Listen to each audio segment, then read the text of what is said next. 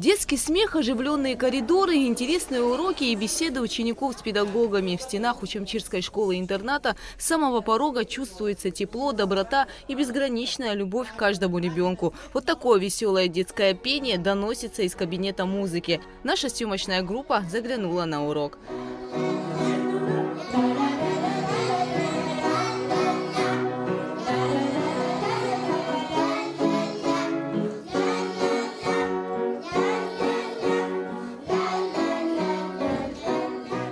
Артем в свои 6 лет знает практически все флаги мира. И в этом заслуга его учителей. Узбекистан, Франция, Ага, молодец. Ари?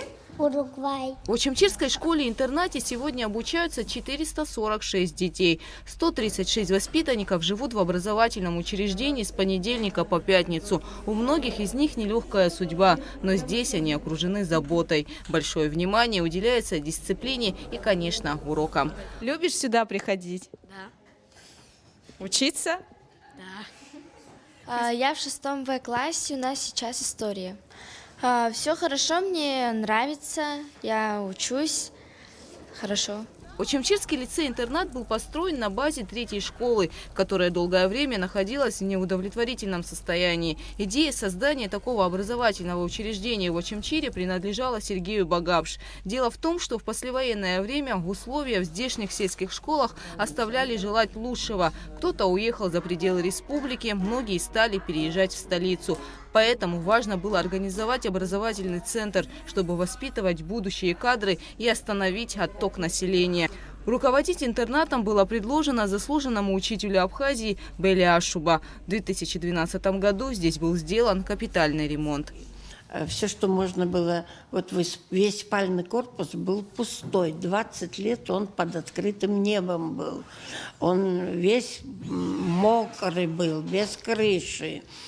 Вот. Мы вообще-то вот только в этом здании, вот, которое вы видите, 4-этажное, в этом здании только работали. А тот был непригоден для этого. Единственная бомба, которая упала с абхазской стороны, попала в нашу школу, и там одно крыло было разрушено. Все это восстановили, все это красиво сделали. С большой любовью работал кабинет министра. Вот это Александр Золотинскович взялся за это дело.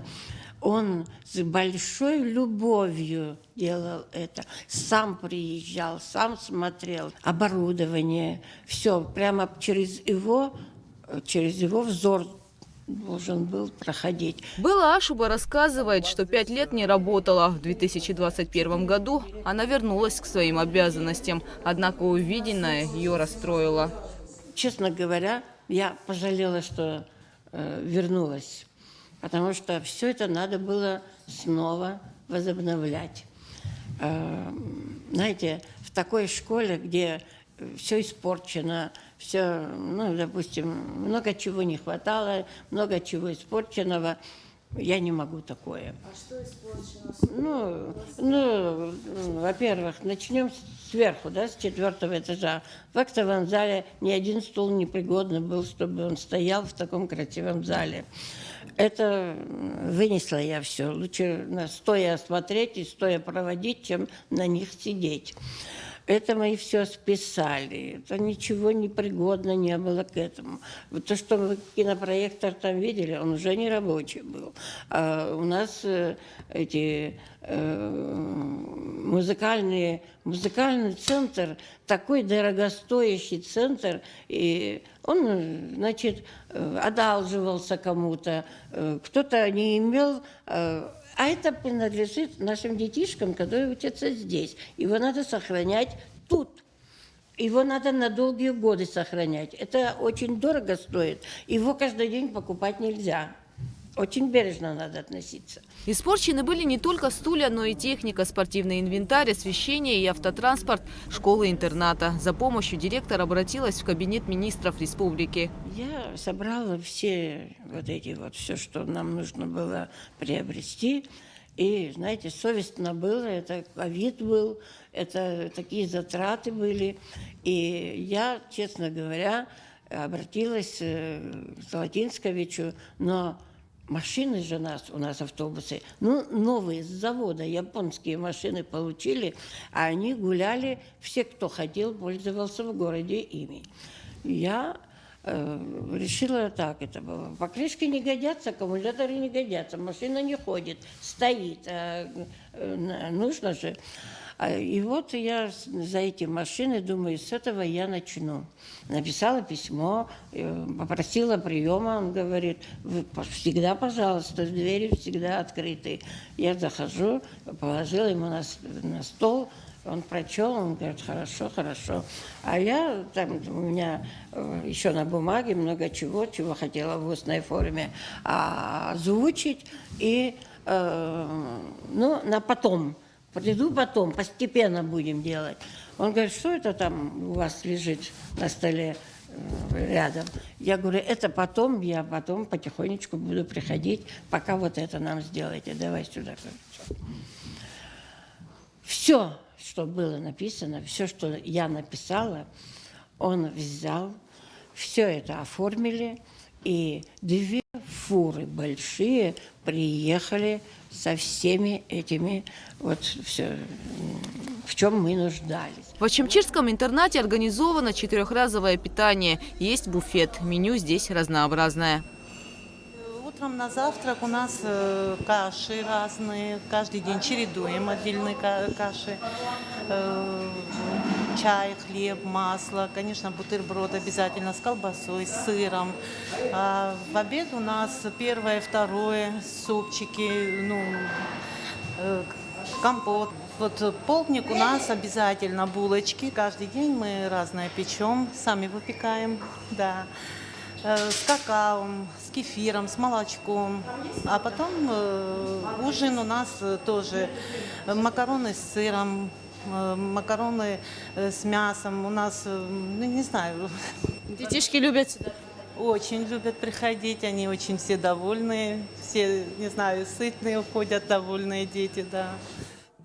Комнаты воспитанников расположены на 2-м и 3-м этажах. У каждого свой шкаф, полотенца и другие необходимые вещи. Здесь же расположены санузлы. В здании тепло и уютно. В школе свой дизельный генератор, поэтому свет есть всегда. Кстати, многие учащиеся интерната становятся успешными, получают высшее образование и занимают призовые места на различных площадках. Школу поддерживают государственные учреждения и простые люди. Например, один из столичных магазинов передал детям более 80 теплых курток. Люди с доброй душой позвонили, сказали, что они пришлют. Мы, конечно, сказали спасибо большое.